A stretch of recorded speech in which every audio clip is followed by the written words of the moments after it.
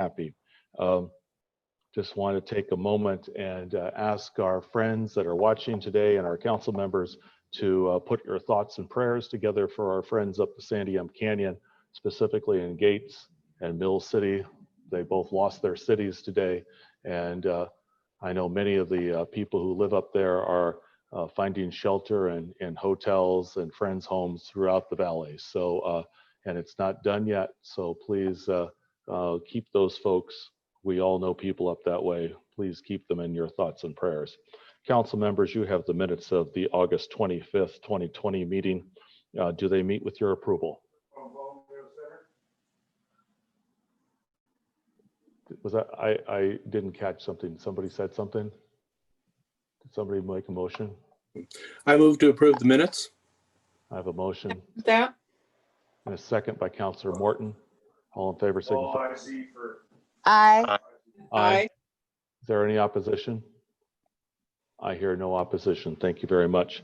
We're going to, under visitor comments, we have nobody out in the foyer, but we did get an email earlier today with a gentleman with a question. I'm going to ask our city manager, Tom Pessimir, to encapsulate the question, and I think staff was able to find an answer.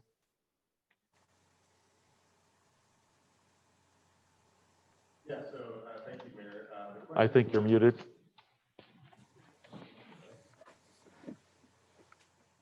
You're still muted. Thank you. Thank you, Mayor. Yeah, so the question was in regards to the flags that are outside of City Hall. Currently, we have 3 flags.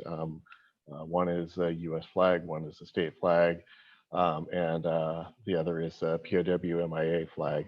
That actually is something that the state requires. It was a bill passed, House Bill 2892, which requires after 2015 that all buildings with flagpoles, with 3 flagpoles, fly all 3 of those flags. It also requires any building constructed after 2015, public building, be required to construct flagpoles and fly those 3 flags. So that's why it's there, and that's why it's up. Thank you, Mr. Pessimir. Appreciate that. We're going to go on to reports and presentations. We have a previously scheduled, this is something that we have been scheduling for quite some time. Chief Mason will be talking about, and Kimber Townsend will be talking about CERT and community preparedness. I really want to emphasize this has been previously scheduled for some time, and there are all sorts of rumors. There is no danger in Independence, nothing. We just have a lot of smoke.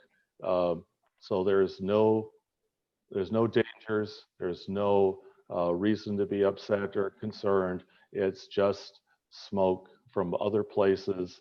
And so let's not let rumors get out of control. I'm going to turn this now over to Chief Mason, and he's going to take the ball from here. Chief?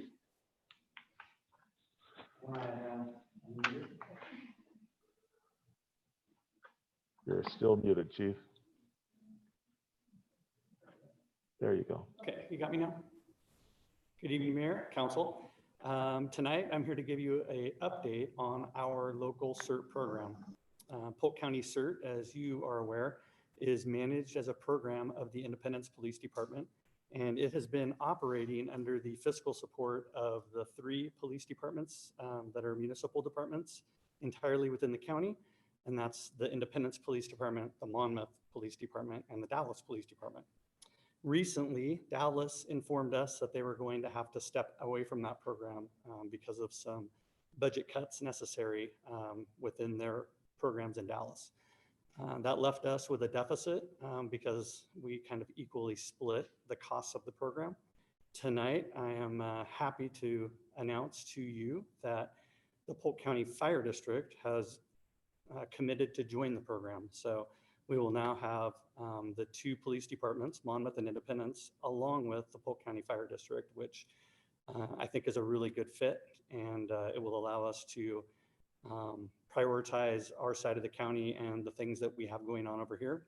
And we won't be committing to programs over in the city of Dallas or in the greater county. Our current program manager for CERT is Sergeant Lyle Gilbert here at the Independence Police Department. And our program coordinator is Kimber Townsend. Kimber has been the coordinator for, I'm going to say, over 10 years. She has come to be a subject matter expert in the area industry-wide, and is called upon often by organizations at the state level to assist in matters, not just CERT, but other emergency preparedness type matters. So tonight we are going to try to do a live broadcast of a little preparedness for the community, and give Kimber an opportunity to tell us what she has going on. So I am hopefully going to be able to switch this camera. And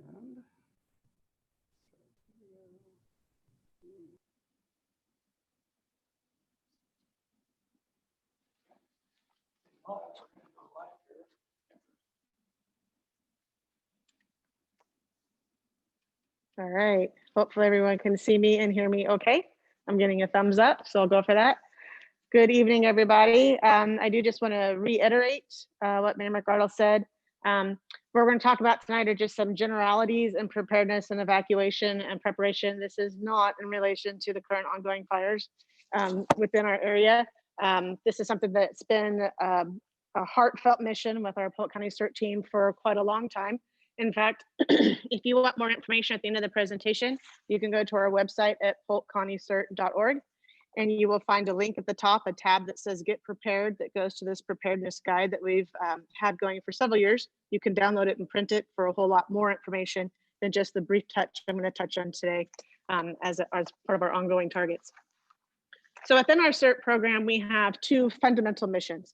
Our first mission is, of course, our team members ourselves are constantly training and drilling in ways that we can support our first responder agencies if an event ever occurs of such magnitude that their own resources are overwhelmed. We're talking things like a massive Cascadia earthquake, another RECA 200-year flood, those kinds of things that could push the limits that we can come in and support, and some of the more menial tasks, coordination, that kind of stuff, to assist them so they can free their people up to do more critical needs. Our secondary mission is preparing our community. And that's the one that we take to heart quite a bit. We kind of joke that we're a catch and release program here in Polk County, which means our goal ultimately is to train as many citizens to be resilient themselves in their homes and their vehicles and their workplaces with your families, so that when a big disaster does happen, you don't have to call for help as quickly or as often as maybe folks in other communities who haven't taken that step. So that's a bit of what I want to talk to you about today, is just some basics to start putting together for a kit. Now, I will tell you before I start digging some of this stuff out, this came out of my vehicle, but we actually had to take a can of air and blow dust off of it, because a lot of it just sits there constantly as we go throughout our days. So let me walk you through a few of these things, and we'll talk a bit about them. So first thing is your documentation and things that you need to get your family reestablished as quickly as possible. There's a couple ways to do that. I showed you that preparedness guide earlier. We also are big proponents of this document here too. It's called the EFAC, or Emergency Financial First Aid Kit. You can find it online if you just Google the EFAC, EFFAK. It is available in up to 7 languages right now, and they're adding more languages every day.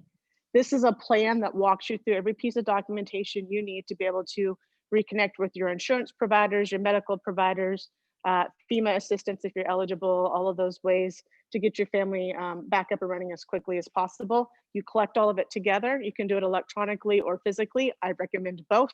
Send a copy to Aunt Martha in Kansas, so that if all of your documents are destroyed here and whatever the disaster was, she still has copies to send to you, so you can continue along this path to recovery. Don't forget your maps. Always have maps. If I'm traveling, I have more maps. I actually have quite a collection of maps because I travel a lot. Okay, make sure they get updated. Just general note-taking information. You may be listening to an emergency radio and getting alerts of who to follow and what the directions are. You're in an anxiety state. You're not going to remember that off the top of your head. Trust me, something to always write notes and write it down so you can keep it handy.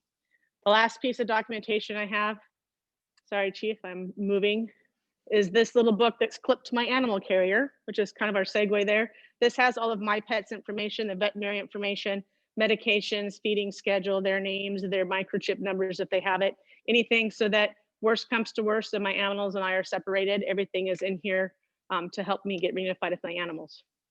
If you've done any pet evacuation planning, you know that if you do take your animals to a shelter, if they're accepting them, you have to be fully self-contained with those animals. So we have food and water, we have blankets, we have leashes and collars, small bags of kitty litter, all those kinds of things that go with us and travel with our pets. We have these kits pre-packed and ready to grab and go. Just pull the stuff out in the bag inside, pull it out, shove the animal in nicely. It's crazy. We're going fast. Take your bag with them. Have all of our supplies. So those are the first two things. We'll start moving across the table a bit. Medical supplies, of course, always a big one here. I have a pre-purchase kit that we've added some stuff to. I have several members of my family who are medically trained, so we do have some higher level stuff here. I would say your kit needs to be to the best of your comfortable ability to provide first aid. Do not go out and buy a bunch of stuff you don't know how to use. Again, when you're in an anxious state, you don't want to have to think about it or read directions. If you start looking at kits and see that there's a lot of stuff there that you don't know how to use, that's your sign that you need to take a class and do some more education, and PolkCert can help with that. Moving on down the line, food and water, a couple different ways to approach this. Stored water products. These have I want to say a 20-year lifespan. I had to look at that bottle. So these sustain for quite a while, but they're a bit of a high investment, volume investment. We don't put the bulk of our money in that. The bulk of our money goes into individual livestock straws or Sawyer straws. Every member of my household has 2 or 3 of those in their vehicle. They keep them in their purse or their backpack with them all the time. We've also invested in a high volume filter. This is a family size, does a gallon at a time. You can get even larger ones. Cost flow is not too much. This runs about $30, especially if you watch the Black Friday sales, which are coming up. Best time to buy disaster supplies, and they make good Christmas presents. So I'll put that little plug out there. All right, so we've got water covered. Food, various ways to do that. Just know that when you buy pre-purchased food, a lot of them, like these meal bars, other commercial products, can be really heavy in carbs, and they get that carbs from a lot of grains. So if you have members of your household who are on special dietary needs, pay attention to the ingredient list on the survival food that you have. One that I have found that does well and is gluten-free and dairy-free and soy-free, so nut-free, so it does help with a lot of those allergies, are these survival tabs. You'll see it's open, not that we survived a disaster, but I will tell you this, as a mom with kids, you can buy all the fancy emergency food you want, but if they aren't going to eat it, doesn't do any good. So when we find a new product, the first thing we do is have a family taste test, right? Make sure that we're actually going to want to eat it when the time comes, because otherwise it's wasted space in my pack. So I think these were the vanilla flavor. They pass muster. So the vanilla flavor on those is okay. Different kinds of tools you'll find a lot on the market to eat with or open your food packaging with. This is a combo knife, spoon, fork. No pack is complete without various kinds of paracord. Make sure it's at least 550 paracord. And if you Google things to do with paracord and get a list, the Boy Scouts has an amazing one. There are 200,000 things to do with these in a myriad of ways. If you have time on your hands to sit around and practice an art, the art of paracording is definitely one of those things. So we've gathered some stuff together and we're going to try to leave our home. Different things can impede your progress as you do that. So different tools that we recommend having on hand. Definitely, if you have a member of your household who is okay and comfortable using a chainsaw, that's always a good thing to throw in your truck. Axes as well, if that's what you have. We train on these heavily within the CERT program. It's called a 4-in-1 emergency tool. It turns off water mains, natural gas mains, various kinds of switches and controls that will cover almost all of them. Please do note, you can turn all of your own services off. You can turn your water back on, but you have to have the power company back out to turn your gas back on. So make that decision to turn it off if you have to. Don't make it lightly, or you may be waiting a bit for someone to come turn it back on for you. Collapsible folding shovel, fire along the way, burying personal waste, clearing a spot for a tent or canopy, all kinds of uses for that. Compassing. And if this is something you learned as a child and have never used again as an adult, I had to go through that again, relearn, retrain myself how to use a compass. Highly recommend it. It is a lost skill if you don't use it a lot. I'm a creature of comfort. I'm cold all the time, so my pack is heavy on things to keep me warm. We have lots of these spoil emergency blankets. You're only going to use this once as a blanket. Once you take it out of this pack, it will never, never, never, ever fold back up into this pack again. Trust me, we've tried. But Mylar is an incredibly strong tensile material, and there are a myriad of uses for it. Again, if you Google how to use for a foil emergency blanket or Mylar blankets, you'll find a whole lot of uses for them. My favorite, because I'm cold, is taking it out and staking it around a fire so it reflects all the heat back onto the 1/3 where I am, and everyone else could be chilly because I get all the heat on my side. I also have a lot of hand warmers and foot warmers in my emergency packs. They are tucked into every nook and cranny of my vehicles, also in my purses and my backpacks. One of my favorite friends is the Pacific Northwest. We get cold. Might not know it today, but the rest of the year we can get cold. All right.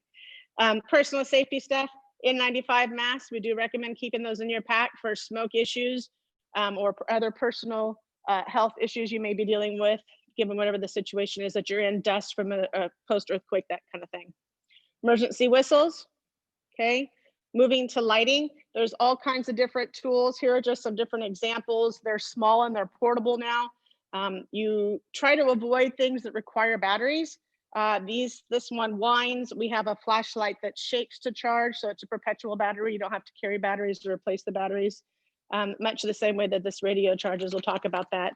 Glow sticks, light and cost effective, especially on those Black Friday, Saturday sales and before Halloween. Not just to light a room, but if you're evacuating and you need to light a way around your campsite. Children who are scared in the dark feel much better with the glow stick in their hand. These also are quite cheap at the dollar store this time of year, just to give your kids a bit of comfort, something to play with, some glow to distract them, as well as helping you keep an eye on them if you're out and about outside as part of this evacuation that you've done or among your home when it's dark. Different ideas. We do recommend keeping a reflective vest of some kind for each member of your family in their Go kit. Again, if you're having to move or leave your home in the dark and you end up at a big shelter or area with lots of people, this will just help you pick your kids out and each other out in that crowd. Don't forget toys and things for your kids to do and you to do if you're killing time. We have cards and dice. We have some other small board games. When you go to Goodwill and find the old little handheld game things, right? Grab some of those for your kids to put them in your kits solely for this purpose. Solar chargers will help you keep those charged in Oregon. Last little bit here I want to talk about is communication. Mentioned this radio earlier. This is a wind to power radio right here. Again, boredom killer for the kids who gets to wind the radio to listen to the music. But it also is your emergency weather information and messaging across multiple channels. So you can still keep in touch with what's going on if all other communication systems have failed. When we start talking about outside communications, there's a lot of ways to go. If you've followed current disaster prepping guidelines or recommendations, especially if you're involved with the CERT program, you're going to hear us talk a lot about encouraging folks to get their ham radio license. There are all different kinds and levels of this. Some of these radios start as low as $25 and can go up. The sky's the limit. You can spend as much as you want to, trust me. The one that we use all the time that we keep in our vehicles was a $60 model. So it wasn't a significant investment for us to be able to speak with each other and learn those skills and do that. If nothing else, simple two-way radios you can pick up at your local store so you can keep in touch with families members. Maybe if you're in different vehicles traveling on the road and you get separated with the car in between, your kids around campsites. A lot of us, I think, use these already in our daily lives and don't think about keeping an extra set with batteries in our disaster response kit. All of these need to go together in a package that is weatherproof because we're in the Pacific Northwest. So a weatherproof pack or bag is sufficient. We tend to pack these into 5-gallon buckets with lids, and those 5-gallon buckets also become a porta potty when needed once we empty this stuff out. The last thing that's not on here to talk about is clothes. And, you know, I've raised a lot of kids, and it was always a stressful piece for me on, you know, how many times a year when my kids are in growth spurts, so I have to go unpack their go bags and come back and repack it again so I know the clothes fit, or the time of year and the weather it changes. I was watching someone do a presentation online several years ago who said that she doesn't put clothes in her children's go packs. She has taught the kids that if it's time to go and she calls that order out, they go to their dirty clothes basket, grab it, and throw it in their bag. Because if it's in the dirty clothes basket, odds are it's been worn recently enough that it fits and it's weather appropriate for that time of year. She didn't care if her kids had clean clothes, they just needed to have clothes. That has always stuck in my mind and is always a tip I give when I talk to parents about preparing go kits for their kids. There's a lot of stuff I could talk about this, and I know time is short. Again, I encourage you to go to the polkcountyscert.org website and click that Get Prepared tab and pull down that guide. That guide starts from you have 5 minutes to evacuate your house ahead of a fire to you have a year to prep and you want to put together a 3-month supply of food for your family and everything in between. So there's a lot of information out there. Redcross.org also is a great resource. Thank you so much.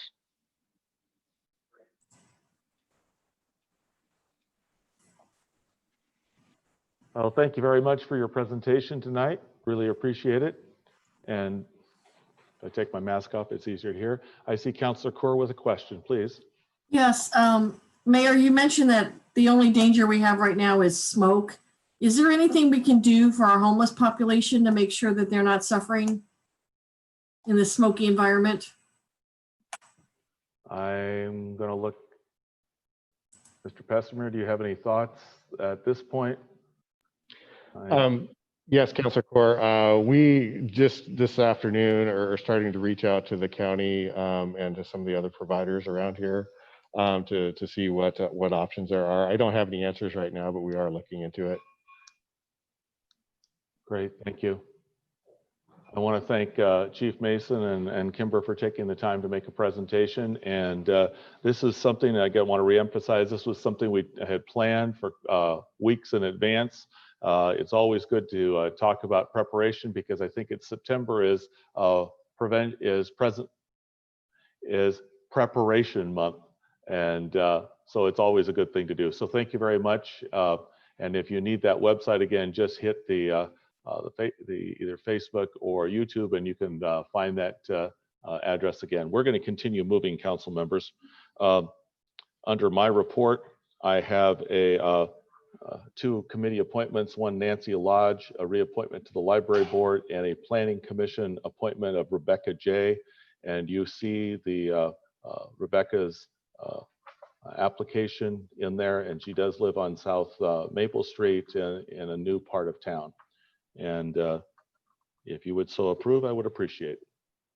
Yes, I move to approve Nancy Lodge to reappoint Nancy Lodge to position 4 of the library board and appoint Rebecca J. to position 3 of the planning commission. Second. And a second, who is the second, please? Either. Bunch of us. Councilor Hicks, thank you very much. I appreciate that. I have a motion, second discussion. All in favor signify by saying aye. Aye. Aye. And opposed. Hearing no opposition, the motion passes. Under a couple of other reports I'd like to make, Mayor Kuntz from Monmouth and I are going to be meeting with some folks who are healthcare providers in the region. We're going to be talking to them about increasing mental health capacity in our area because there's a real need in that. And so the mayor and I are working together on trying to make that happen. Second thing I want to report is that it's very important that we get everybody to complete the census. This is the last month where census can be completed. So I ask all of you, and especially the folks living that are listening on online, get people to complete the census forms. It makes a real difference. We need to have everybody counted so that we can get the resources for our schools, for our city, for our community. There's significant dollars and cents that go with each person that lives here. It is vitally important, and it's 10 years worth. It also has impact on our legislative and congressional districts. It's important in so many ways. So it really helps the community. Please, please, please get people to complete the form. You can do that online. There's lots of ways to do it. You can look on the city website and there's information there. So please encourage everybody to do that. That's the end of my report at this point. I'm going to turn it over to our city manager, Mr. Pesmer, for your report.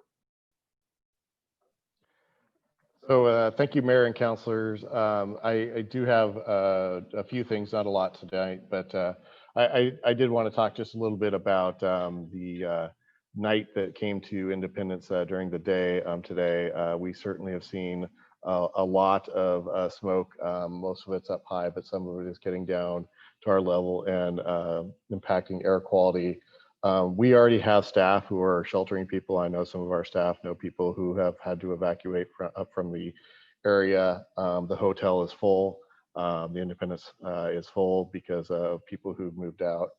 I know that the Mid-Willamette Valley United Way is setting up and helping at the fairgrounds and needs supplies and other things. So just a reminder, there are definitely some people out there who are having to shelter through this event. There probably will be more depending on how this all runs out. And so if you have the ability or the time or the means or the desire to help someone out, please look around and find a way to do that. We will try to get more information out as we find it as well. But there are definitely people whose lives have been significantly disrupted who live in our, what I would consider our neighbors, especially in Marion County. And if we can help them out, we will. I've reached out to some city managers to try to figure out what they might need in case they need to set up operations somewhere else or do something. So we will continue to track that because this is all kind of just breaking news, I think, as it comes out. But certainly a lot of impact to people's lives. Just a couple of quick notes. Bias training, that is something that we have talked about, actually diversity, equity, and inclusion training. This is something that we've taken seriously, and we're working with Western Oregon and others to put together some programs. In the meantime, the police department has found a private company that does national trainings, have reviewed the training and found it to be excellent. So they're going to do some training sooner rather than later. They will also do the other training once they get there. But certainly we've heard the message loud and clear that there's a desire to make sure that police departments are current in what they're looking at. So that is something they're going to be doing here in the next few weeks. Just want to let you know that. So a couple of things that were just kind of put out today, and there will be more information coming out, but as a part of the COVID-19 responses, we're still trying to get some technical assistance programs set up. The Indie Idea Hub, which is a partnership with a couple of organizations, are going to be setting up some opportunities for consultants to come in.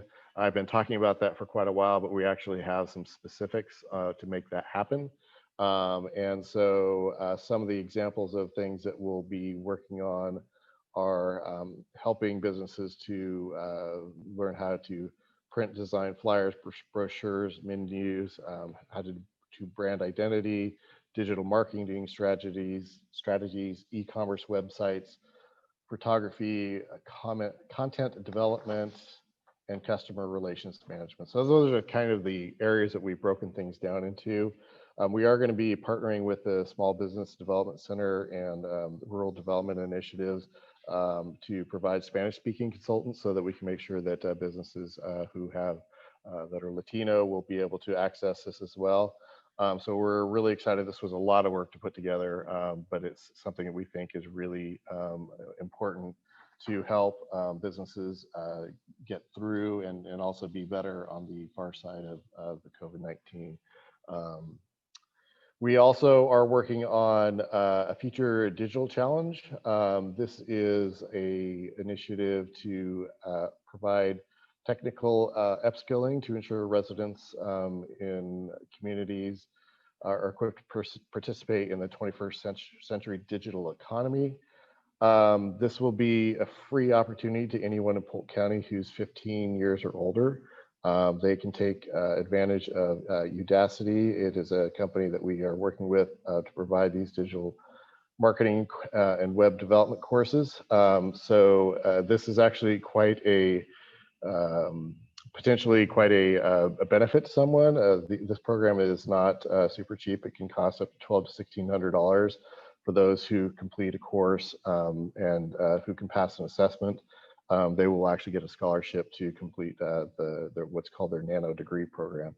A lot of language in there. We'll push out some information so people have more specifics on that, but I wanted to just let you know that we're working with Indie Commons and others to basically provide some opportunities for people to do something during this period of time.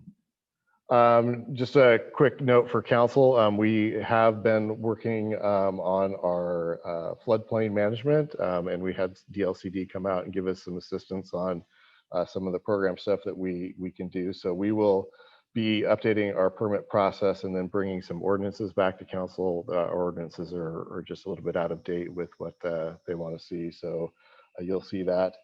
There was a question last meeting about the monies in the sewer capital fund. And we looked into that, and really it was fairly straightforward. We started the recycled water use facility project sooner than we had expected. The contractor came available sooner than we had expected. So it ended up starting that project before July 1st of this year, and that pushed into last fiscal year's budget. As you know, we put together the budget usually in February, March, and so we take our best shot at making sure that we know where things are going to be.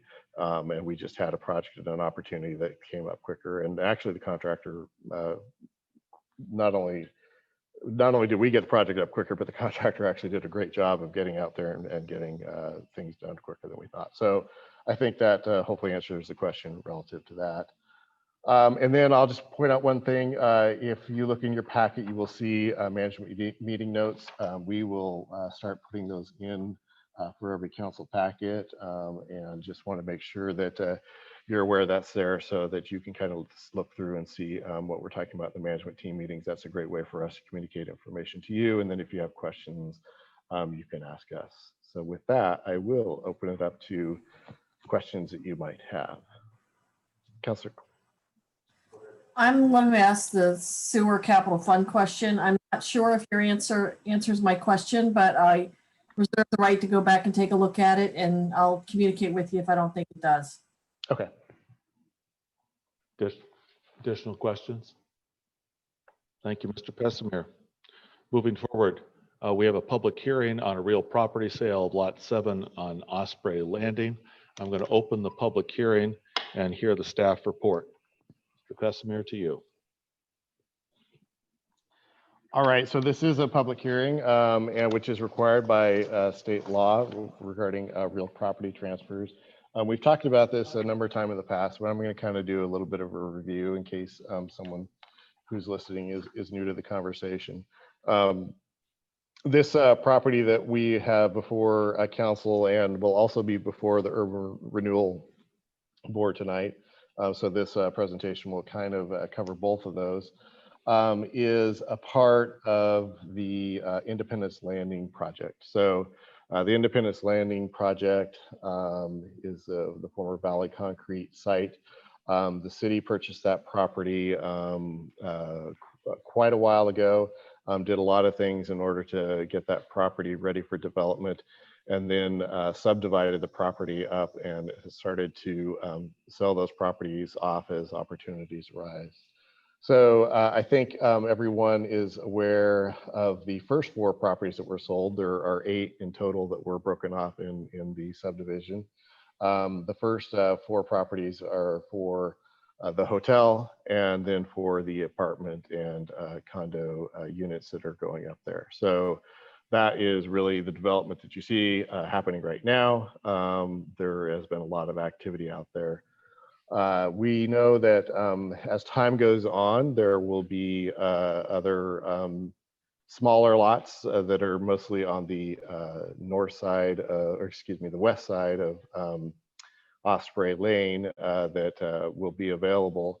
And we went ahead and after some conversations, decided to put at least one of those lots up for consideration for sale.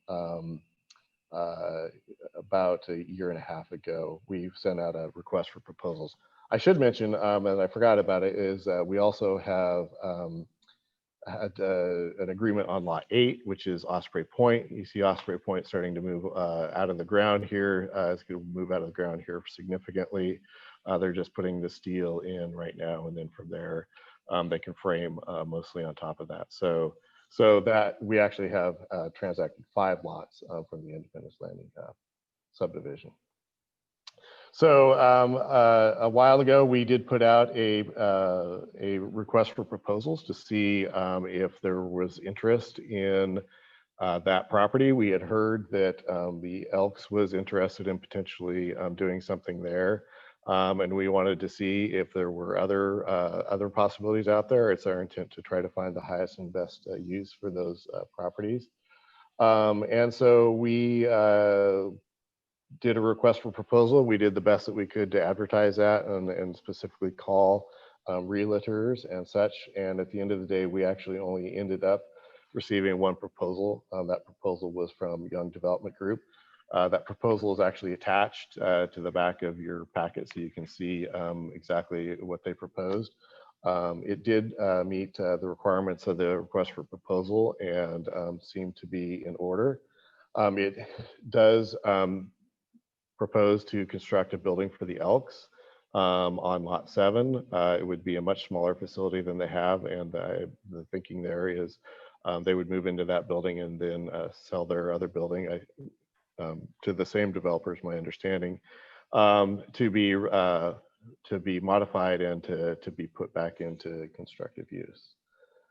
So really, I think that is the bulk of it tonight. We are looking at making sure that we're completing all the state requirements, which is primarily having a public hearing.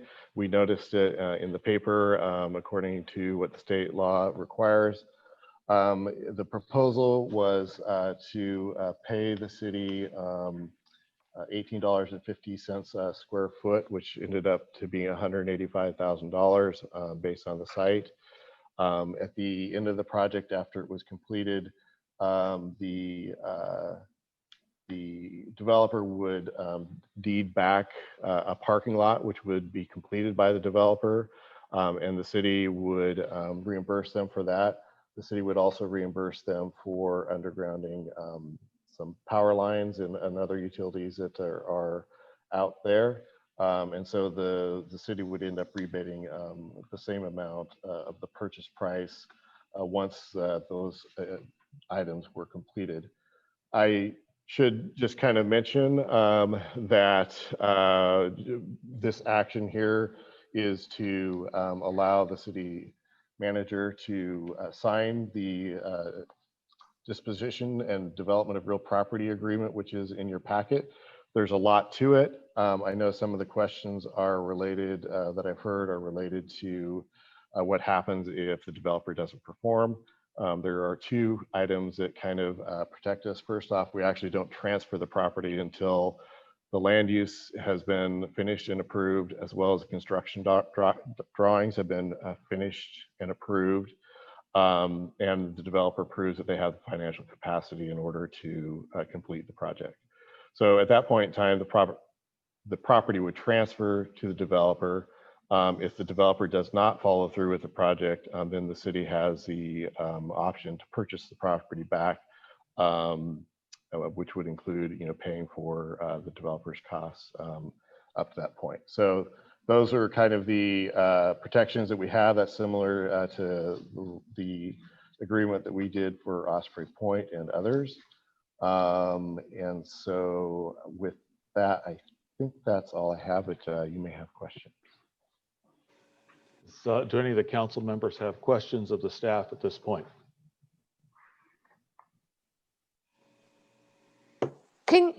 Tom, can you remind me again what this proposal scored? I do not remember off the top of my head. It was a relatively decent score, but if you're taking a look at the score, it had a lot to do about whether or not they had the information that was requested in the request for proposal. So to make sure that they had things like pictures, they had identified what their plan for development was, what type of uses they were going to put in there, and so on and so forth. It definitely, initially, we got an initial proposal and it was kind of light. So we went back and asked for a second proposal. The second proposal was pretty complete. And so it scored reasonably well. Obviously, there were some questions regarding, the use of the property and Certainly, if we had things to compare it to, that would have impacted the score one way or another. But we didn't have a second proposal, so it was hard to make a comparison on those particular type of questions. And just to clarify, sorry, one more question. On Exhibit D of the disposition and development agreement, so it looks like to me they'll have 400 days from, well, about 460 days, 60 days to issue permits or so, 400 days to complete it. Yeah, and a lot of that time gets, you know, just sucked up through going through the land use process. They still have to go through site plan review and then prepare the construction drawings and get those approved. So, you know, that's definitely plenty of time to do the project, I think. I think we've been gracious there to make sure that it gets done. But at the same time, I think there is some desire on developers' part, and certainly the Elks part, to get this project done as quickly as possible. Additional questions? Thank you. I have a couple of observations. I know, Tom, you said the initial proposal was light in detail. I find this proposal light in detail. There seem to be quite a few blanket statements, maybe templated language that just hasn't been expanded upon, at least not to my satisfaction. We have one commercial developer in town, and you know, I know you did your due diligence to get the notice out there to try to solicit as many proposals as possible, and we only got the one, but I have some real concerns about that. Additional questions or comments? Okay, I'm going to ask if there's any input from the public. I'm asking the city recorder, did we receive any written information? We did not receive any written information. I don't see anybody in the foyer that is asking to speak. Without objection, I'm going to close the public hearing. Public hearing is now closed. Okay, council members, we have, this is an action item.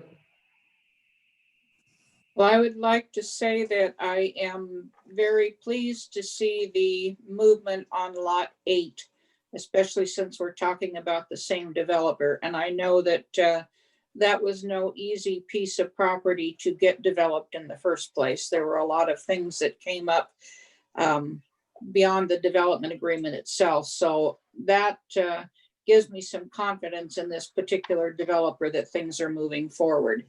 And with that, relative to Lot 7, I move that Resolution 20-1538 be adopted as presented. I have a motion. I will second that. Second by Councilor Takis. Is there discussion? I'm just going to throw in real quickly that I'll be abstaining from this vote due to potential conflict, as I'm a trustee at the lodge and therefore an officer. So noted. Thank you. Any other comments? I just wanted to make a comment that one of the things I find attractive about this deal is that it frees up an important property on Main Street that can be redeveloped. So that's the attractiveness to me. Thank you, Councilor Takis. Anybody else? And I would just like to add, I think that the idea is exciting, and I'm excited for the Elks. I am, however, concerned that the Youngs have entirely too much on their plate right now. So I'm going to be a no, but excited to see what could happen for the Elks. I echo Councilor Ransom Smith's comments. I'm going to be a no vote as well. Okay. All righty. All in favor of the motion signify by saying aye. Aye. Aye. So that's Hicks, Takis, and Morton. And Yeah. opposed, Hey, Hey, that's opposed Ransom Smith, opposed Councilor Kaur, and abstaining Martin Willis. That's 3-2 with Martin Willis not abstaining, and that counts in a no. So that makes it a tie, which allows the mayor to vote. The mayor votes aye. Motion carries. Thank you very much. We're going to move forward to, are there any announcements that need to be made at this time? I'm gonna, without objection, we'll adjourn this meeting, and then we need to go to the Urban Renewal District and do basically what we just did in the previous mission. So can we adjourn the council meeting? Move to adjourn. All in favor, say aye. Aye. And opposed? Aye. Was that that was a okay to adjourn? Aye. Yeah, okay, sorry, I just wanted to make sure. Sorry. It's okay. That motion carries. There was no objection to adjourning. I now call to order the Independence Urban Renewal Agency. Let the record show that everybody, that all the members are in attendance. You have minutes from the July 14th meeting in front of you, and do they meet with your approval? I'll move to approve. Counselor Takis moves. Somebody second. Second. Second by Ransom Smith. All in favor signify by saying aye. Aye. Aye. Aye. And without object, I heard no opposition, the motion carries. Visitor or public comment, are there any? I don't see anybody making visitor or public comment. We're going to move directly to I'm going to open a public hearing related to real property sale, Lot 7, Osprey Landing. Mr. Pessimir, did you want to add anything or say anything as part of the public hearing here? Yes, Mayor, I do. Just really briefly, pretty much everything that I said before applies to the same action here for the Urban Renewal Agency. The reason that the Urban Renewal Agency is taking action on this item is because when the original property was purchased, the monies came out of the Urban Renewal Fund. So I just, after talking to the city attorney, we felt it best that both entities took action on this just to make sure that it was clear in the record as to that the city and the URA collectively have the ability to transact this property purchase in case any questions ever come up, especially from the title company. I will say that all of the documents are in the name of the city, and the property is technically owned by the city, but there was just out of an abundance of caution, we want to make sure that we don't create a problem down the road. Keeping the attorneys happy. Since this is a public hearing, is there anybody who has any public statements to make related to this matter? I see no one stepping to the microphone. I don't see anybody else in the outside, and there is no written material that goes to this. Without objection, I'm going to close the public hearing. Okay, this is an action item.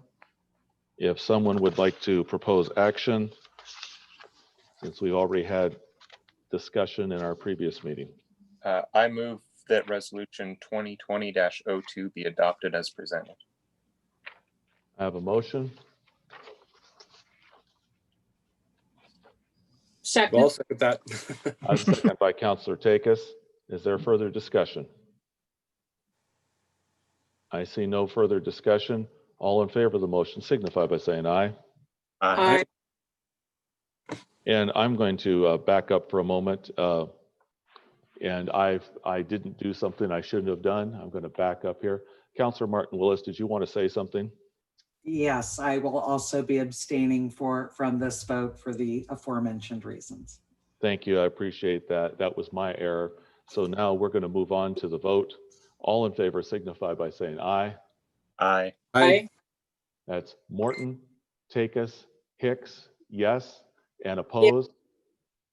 No. No. Ransom Smith and Core, no. Councilor Martin Willis abstains. That's 3, 2, and 1. 1 in our, the abstention counts as a no for the purposes of breaking a tie, making it 3-3, which allows the mayor to vote. The mayor votes aye, the motion carries. Thank you very much. Is there other business that we need to do tonight? If not, someone could say adjourn and we could all go home and stick to this. Well, everybody else is at home. I'll throw my voice in here. Move to adjourn. Thank you very much. Appreciate it. A motion, a second. Second. All in favor signify by saying aye. Aye. Bye. And opposed. Motion carries. Thank you very much. Have a pleasant evening. Good Good night. night, all.